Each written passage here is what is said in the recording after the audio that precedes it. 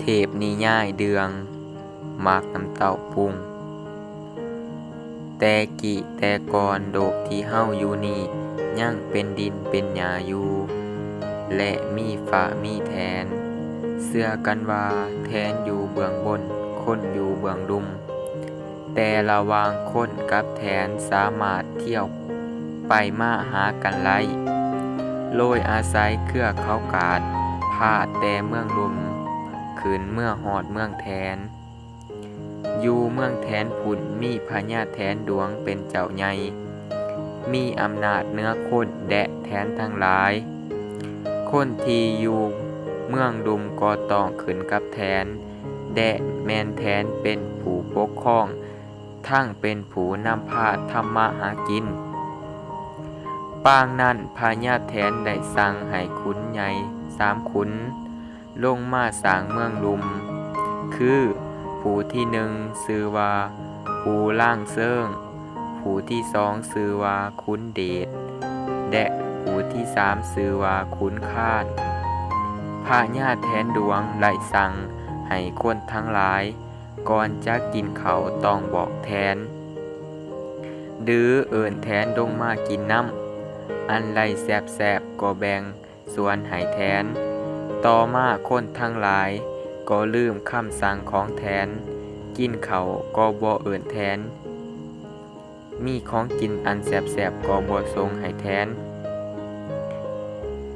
เมื่อนั้นพญาแทนจึงบันดลบันดาลให้น้ำท่วมเมืองลุม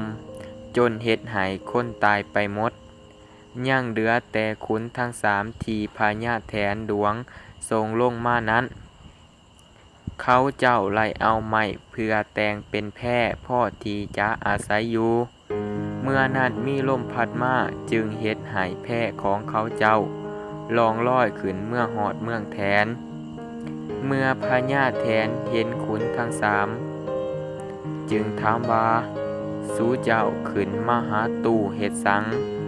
สู้เจ้าเราบ่ฟังความตู่สู้จักเป็นสันใดก็อย่าสู้แดเมื่อนั้นขุนทั้ง3จึงเล่าเหตุการณ์ในเมืองดุมให้แทนฟังทุกประการหลังจากนั้นพญาแทนจึงสั่งให้ขุนทั้ง3ไปพักอยู่ที่ลอนกลางบึงแห่งหนึ่งในเมืองแทนซึ่งชื่อว่าลอนบึงแทนล่อเป็นการสัวข้าวเมื่อนำบกแห่งลงแล้วขุนทั้ง3ก็คิดฮอดเมืองลุมจึงพากันเข้ามาหาพญาแทนแดะว่าตู้ข่อยนี้อยู่เมืองบนบ่แกนแดนเมืองฝ่าบ่เป็นตู้ข่อยขอเมื่ออยู่สร้างเมืองดุมกินป่าเฮ็ดหน้าเมืองดุมกินเขาลังเกาเรา2ที่เถินพ่อไล่ฟังลังนั้นพญาแทนก็เห็นดีน้ำแดะแตงให้ขุนทั้ง3ลงมาสร้างเมืองลุมอีกข้าวนี้พญาแทนได้มอบกล้วยตู่ตัวหนึ่งเพื่อใส่ในการเฮ็ดหน้าภายหลังที่ไล่รับคำสั่งจากพญาแทนแล้ว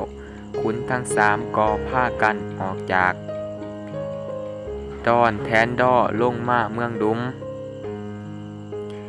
เมื่อลงมาฮอดแล้วก็พากันทางป่าหญ้าเพื่อเฮ็ดให้ใส่หน้าดินแห่งนั้นที่ตั้งอยู่เมืองดุมนั้นโดยอาศัยข้วยตุที่พญาแทนมอบให้เขาเจ้าไล่พากันไถซาวให้เป็นหน้าดินแดนแห่งนั้นจึงมีชื่อว่าหน้าน้อยอ้อยหนูสืบมานานประมาณ3 ปีข้วยตู่ตัวนั้นเลยตายเขาเจ้าไล่ปาสากข้วยนั่นไว้ที่หน้าน้อยอ้อยหนูต่อมาไล่มีเครือหมากน้ำเต้าปงออกมาจากผู้ลังข้วยเกิดเป็นหน่วยใหญ่ซึ่งเขาเรียกว่าหมากน้ำเต้าปุ้งอยู่ภายในหมากน้ำเต้านั้นมีเสียงคนเว้าจาฮ้องโห่ลังกองเป็นอึกกระทึกนึกน้องขุนทั้ง3เห็นดังนั้นก็ประหลาดแดะสนใจเป็นอย่างยิ่ง ทันไรนั้นปูล่างเซิ่งจึงลังไฟขึ้นเผาเล็กซี่จนแรงแล้วซี่หมากนำเต้าปุ้งหน่วยประหลาดนั้นทันทีพ่อซี่ฮอดแล้วก็มีคนผู้เบียดกันออกมา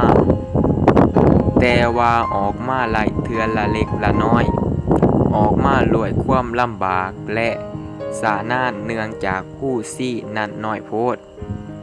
เมื่อเห็นดังนั้นขุนข้านจึงเอาซิวไปจ่อตืมแป้งหู้นั้นหายใหญ่ขึ้นกว่าเก่าเทื่อนี้คนทั้งหลายจึงออกมาอย่างสบายรู้ลังทางเทกันออกมาทางยิ่งและซ้ายพร้อมสมบัติเขาของเงินทองสร้างม้างัวควายหมูหมาเป็ดไก่เป็นอย่างหลวงหลายรู้ลังกันออกมา3 มื้อ 3 คืนจึงหมดเมื่อออกมาหมดแล้วขุนแผนทั้ง3จึงจัดแบ่งคนเหล่านี้ออกเป็นหมู่ๆเดี่ยวแยกซื้อต่างๆกันเพื่อบ่ให้สับสนคนที่ออกมาจากผู้ซี่นั่นแม่นเล่าเทิงแบ่งออกเป็น2 หมู่หนึ่งเรียกว่าไทล่มหมู่หนึ่งเรียกว่าไทวีผู้ที่ออกมาตามผู้ซิวนั้นเป็นเล่าลุมแบ่งเป็น3 หมู่หนึ่งเอิ้นว่าไทเดิงหมู่หนึ่งเรียกว่าไทล่อหมู่หนึ่งเรียกว่าไทขว้างแดะผู้ออกสุดท้ายแม่นเล่าสูงเมื่อจัดลังนั้นแล้วปูล่างเซิงย่างไหลบอกสอนให้คนทั้งหลายผู้จักฮักแพนนับถือเสิงกันและกันเป็นคืออายน้องและให้ถือว่าเป็นศาสตร์เดียวกันย้อนคนทั้งหลายเกิดมาจากหมากนำเต้าปุงหน่วยเดียวกันก็เหมือนออกมาจากท้องแม่เดียวกันผู้ออกก่อนให้ถือเป็นอายหรือเอื้อยผู้ออกรุ่นให้ถือเป็นน้องตามลำดับนอกนั้นปูล่างเซิงย่างไหลบอกสอนให้คนทั้งหลายหูจักทำมาหากินเลี้ยงชีพหูจักปลูกแป้ง